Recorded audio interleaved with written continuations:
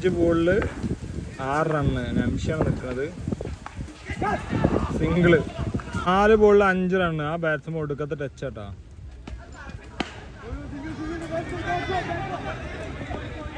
മൂന്ന് ബോളിൽ 4 റണ്ണ്. എന്ത് സംഭവിക്കും? മൊയിലറൊക്കെ ഏതാ ഫീൽഡിങ്? ഇതാണ് ബോളർ തിരിച്ചറിയുക. കഴിഞ്ഞ പ്രാവശ്യം 20 റണ്ണ് കൊടുത്തൊരു വീഡിയോ ചെയ്തിട്ടുണ്ടെങ്കിലും ആവശ്യം നേരത്തെ നല്ല ക്രൂഷ്യൽ സമയത്ത് ഇതുവരെ എത്തിച്ചില്ലേ.